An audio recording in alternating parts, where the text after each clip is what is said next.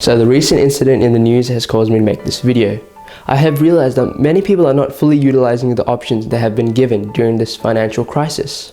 In this video, I'm going to be talking about the two options you guys have. The first option is the job supplement payment from Centrelink, and the second option is directly withdrawing money from your superannuation fund. The issue I see here is that many people are resorting to withdrawing money from their super. However, I want to explain to you that the money you're withdrawing from your super is your own hard-earned money, alright? The money you're going to get from Centrelink is from the government. You could technically say yes, it is your money because you pay taxes. However, why would you want to use your money during this crisis rather than the government's money if you have the opportunity to do so? And most of the people are eligible. Before I go into the nitty-gritty and the technical aspect, I just want to reiterate and truly emphasize why withdrawing money from your super should be your last resort. Currently, you can withdraw $10,000 from your superannuation fund. However, like I've been saying, this should be a last resort. Other than it being you taking your own money rather than the government's money, I want you to consider another factor. Most of the money in your super is invested into stocks, specifically American or just Australian stocks in general, just the stock market. And I'm pretty sure you're aware that the market is really down right now. So you'll incur a massive loss. And historically, the market has always gone up. So if you waited a year or two, your money would easily come back to normal, the market will be fine, and it will also increase later on. This is just a phase, ladies and gentlemen, which is what I'm trying to say. But I understand you have to meet your housing requirements or just daily expenses in general. However, I suggest and highly suggest and encourage and urge you to take the first option instead. And I'll go into the technical aspect now. So now let's get into the technical aspect. If you have been affected in any way, whether that's caused you to lose shifts, customers, or your income's declined by 20%, you are eligible to get the job seeker supplement income from Centrelink. The payment is the same whether you're a citizen or a resident, it doesn't matter. However, one change that recently happened is that people were getting paid $550 per fortnight, which isn't much. However, now it's increased to around $1,000 per fortnight. So now you may be wondering, how do I implement this, Mihir? So the first step you got to do is create a MyGov account. And the thing is, you most likely have this account created already, as if you lodge your tax returns online, this is the same account you use it. The second step involves linking your tax office account alongside the Centrelink account. And if you're having trouble with this, I just encourage you to call them up.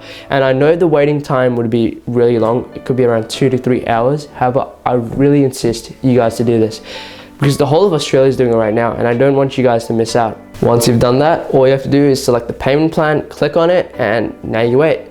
Centrelink will every fortnight deposit that amount of money. Once you've set it up, the whole process becomes easy. The only problem is just setting up. Otherwise, it's just simple paperwork and that's it. You don't even need to show them your sort of employment certificate or just being laid off, anything like that, because Centrelink has access to everything.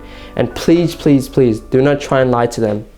Like I said, they have every information, your bank accounts, how many you have, the money coming in, money going out, they have everything. So it's really next to impossible to lie to them. So answer the questions to the best of your ability. Like I said, this should be your last option. You do not want to waste this money on daily expenses or anything related to daily life, because you're leaving a lot of money on the table.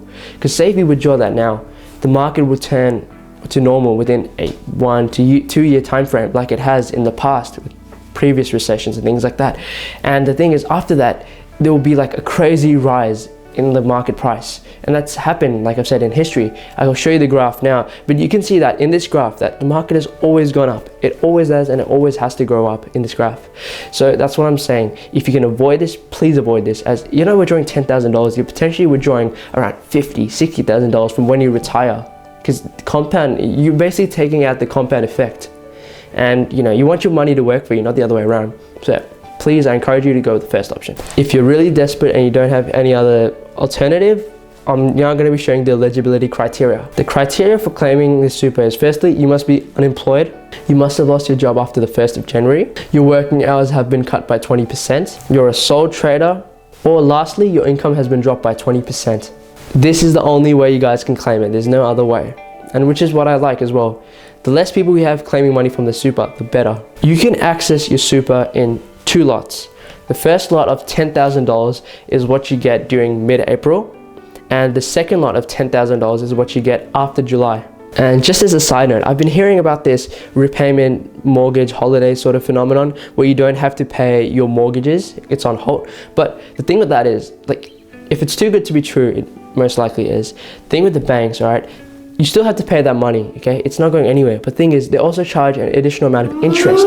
So if you guys can pay that and you're not having any trouble, please do not go on this repayment holiday mortgage plan, because in the long run, you have to pay more. So if you can adequately meet this requirement, then just please keep on paying it. Because many people I've seen, they had no research and they just went straight into this. No, you're still paying this money later on, but not on top of that, you're paying it with a higher interest. So keep that in mind. Just to wrap this video up, if you guys enjoyed this video, please hit like, hit subscribe, and click on the notification bell icon so you don't miss out on any more of these videos. If you have any comments, any suggestions on what I should do, please leave them down below. Besides that, I hope you guys have a good day. Thanks for watching.